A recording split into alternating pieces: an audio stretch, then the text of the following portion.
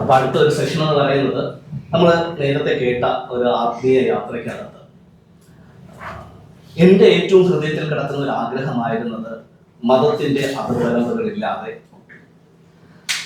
എല്ലാ വ്യക്തികളും ഈശ്വരൻ ആഗ്രഹിക്കുന്ന രീതിയിൽ ഈശ്വരനെ അനുഭവിക്കുകയും ആസ്വദിക്കുകയും ചെയ്യണമെന്നുള്ള ഒരു കാഴ്ചപ്പാടാണ് എനിക്ക്. അപ്പൊ അതുകൊണ്ട് തന്നെ എൻ്റെ കഴിഞ്ഞ ഏകദേശം ഒരു 10-15 വർഷത്തിലേറെയായിട്ടുള്ള പ്രവർത്തനം അതിനു വേണ്ടിയിട്ടായിരുന്നു. സോ സമാനമായ രീതിയിൽ ഞാൻ എൻ്റെ ജീവിതത്തിൽ കണ്ടുമുട്ടിയ കുറച്ച് ആദരണീയരായ വ്യക്തികളാണ് ഇന്ന് വേദിക്കിരിക്കുന്നത്. അവരും വർഷങ്ങളായിട്ട് ഏത് കാര്യം തന്നെ സമൂഹത്തിന് വേണ്ടിയിട്ട്, സമൂഹ നന്മയ്ക്ക് വേണ്ടിയിട്ട്, വ്യക്തികളുടെ ഉന്നമനത്തിന് വേണ്ടിയിട്ട് അവരും ചെയ്തുകൊണ്ടിരിക്കുന്നു. സോ അത്തരത്തിലുള്ള വ്യക്തികളെ ഒന്ന് ഈ വേദിയിൽ എനിക്കൊന്ന് ആലിംഗനം ചെയ്യണമെന്നുള്ളൊരു ആഗ്രഹം ഉള്ളത് കൊണ്ടാണ് അവരെ ഇന്ന് വിളിച്ചത്. അപ്പോൾ ബാക്കിയുള്ള കാര്യങ്ങൾ സംസാരിക്കുന്നതിന് വേണ്ടിയിട്ട് ഞാൻ എൻ്റെ പ്രിയ പത്നിയെ സ്റ്റേജിലേക്ക് വിളിക്കുന്നു. ബാക്കിയുള്ള കാര്യങ്ങൾ അവർ പറയും. ലൈഫ് ഗിവിംഗ് ന്യൂസ് നമ്മുടെ ട്രസ്റ്റാണ്. ട്രസ്റ്റിൻ്റെ പേരാണ് ലൈഫ് ഗിവിംഗ് ന്യൂസ്. അപ്പോൾ ആ ട്രസ്റ്റിൻ്റെ ക്ഷണം സ്വീകരിച്ച് ഇവിടെ വന്ന എല്ലാ ആത്മീയ ഗുരുക്കന്മാരെയും ബഹുമാനത്തോടെ സ്നേഹത്തോടെ ഞാൻ ഈ വേദിയിലേക്ക് സ്വാഗതം ചെയ്യുന്നു. നമ്മുടെ ട്രസ്റ്റിൻ്റെ മെയിൻ ഉദ്ദേശം എന്ന് പറയുന്നത്, അത് രൂപീകരിച്ചിരിക്കുന്നത് മതാതീതമായ ആത്മീയത സമൂഹത്തിൽ പൊതുജനങ്ങൾക്കിടയിൽ, പ്രത്യേകിച്ച് യുവതലമുറയ്ക്കിടയിൽ എത്തിക്കുക എന്നുള്ളതാണ്. മതത്തിൻ്റെ വേലിക്കെട്ടുകൾ പൊട്ടിച്ച് അവരെ ശാരീരികവും മാനസികവും ആത്മീയവുമായ നിലയിൽ ഉയർത്തിക്കൊണ്ടുവരുന്നതിന് വേണ്ടിയിട്ടാണ് ഈ ട്രസ്റ്റ് രൂപീകരിച്ചിട്ടുള്ളത്. തികച്ചും ഭാരതീയ സംസ്കാരത്തിലും ഭാരതീയ പൈതൃകത്തിലും ഊന്നിക്കൊണ്ടാണ് ഈ ട്രസ്റ്റ് പ്രവർത്തിക്കുന്നത്. അപ്പോൾ ആദ്യമായിട്ട് ഞാൻ സന്തോഷ് ജിയെ ഇങ്ങോട്ട് ക്ഷണിക്കുകയാണ്. മതാതീത ആത്മീയത യുവജനങ്ങളിൽ എങ്ങനെ നമുക്ക് എത്തിക്കാം എന്നതിനെക്കുറിച്ച് സംസാരിക്കാനായിട്ട്. സന്തോഷ് ജി പ്രണവ് വേദ പുനരാവിഷ്കരിച്ച വ്യക്തിയാണ്. അത് പ്രിൻറ്റിങ് ഘട്ടത്തിലാണ് നമ്മുടെ ബുക്കിപ്പോൾ.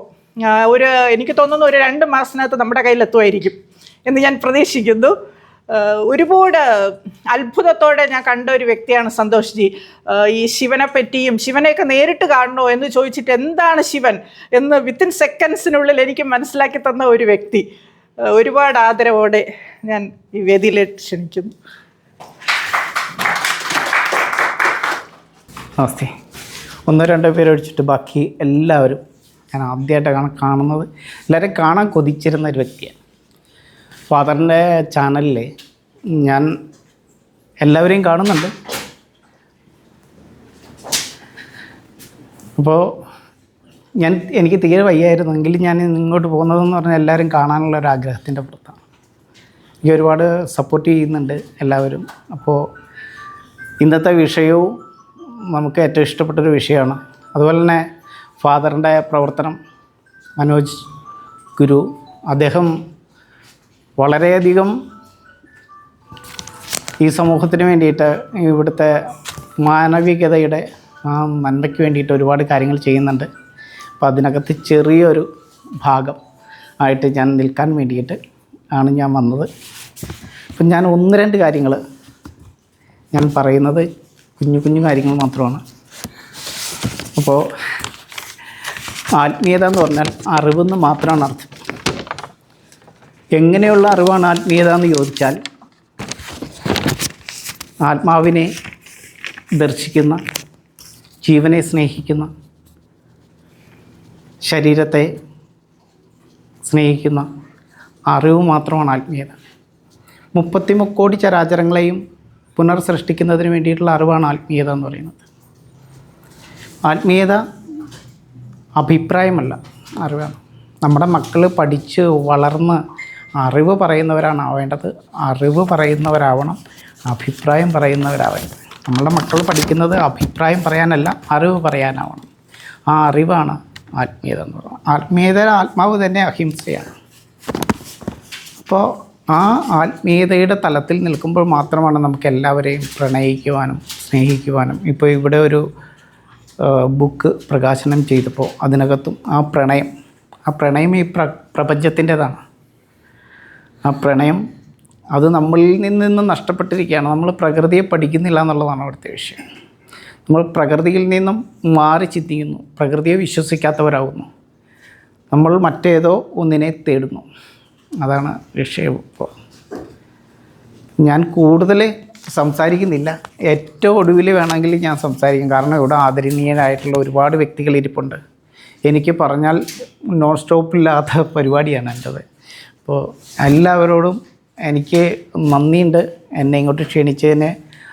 ഫാദറിനും ഫാദറിൻ്റെ ഫാമിലി, മോള്, അതുപോലെ തന്നെ ഞാൻ ഞെട്ടലോടെ കാണുന്ന കുറച്ച് പേര്, എൻ്റെ ഗുരുസ്ഥാനത്ത് ഞാൻ കണ്ടിട്ടുള്ള മഹത് വ്യക്തികൾ, എല്ലാവരുടെയും പാദങ്ങളിൽ, നിങ്ങളുടെ ഓരോരുത്തരുടെയും പാദങ്ങളിൽ നമസ്കരിക്കുകയാണ്.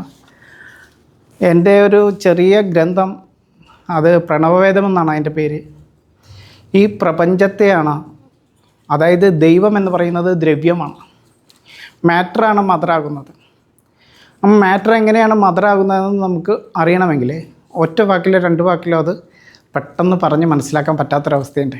ഇപ്പം മാറ്റർ എങ്ങനെയാണ് മദറാകുന്നത്, അത് എങ്ങനെയാണ് ബഹുദൈവികതയിലൂടെ ബഹുജൈവികതയായിട്ട് മാറുന്നത്, അത് നമ്മൾ ഈ പ്രപഞ്ചത്തെ അറിയുമ്പോൾ മാത്രമാണ് നമുക്കതിനെ കുറിച്ച് നമുക്ക് കൂടുതലായിട്ട് മനസ്സിലാക്കാൻ പറ്റുള്ളൂ.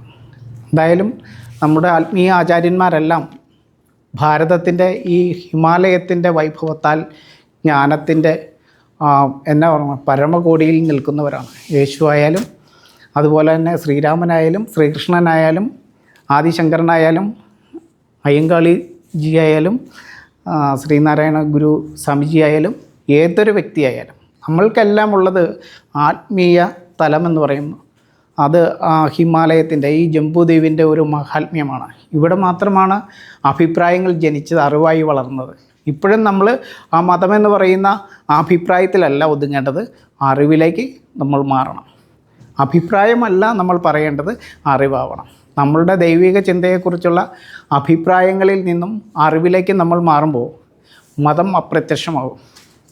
നമ്മൾ പറയേണ്ടതും അറിയേണ്ടതുമെല്ലാം അങ്ങനെയുള്ള അറിവാവട്ടെ.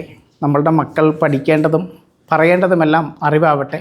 മതത്തിനതീതമായിട്ട്, ജാതിക്കതീതമായിട്ട്, രാജ്യത്തിനതീതമായിട്ട് ലോകാസമസ്ത സുഖിനോ ഭവന്തു എന്ന് പറയുന്ന ദർശനത്തിൽ അധിഷ്ഠിതമായിട്ട് നമുക്ക് ഒരുമിച്ച് കൂടാനും ഒരുമിച്ച് ഉണ്ണാനും ഒരുമിച്ച് ആശയങ്ങളെ പകരുവാനും കഴിയുന്ന ഇതുപോലെയുള്ള സത്സംഗങ്ങൾ ഇനിയും ശക്തമായിട്ട് ഈ ഭാരതത്തിൻ്റെ മണ്ണിൽ രൂപപ്പെടട്ടെ.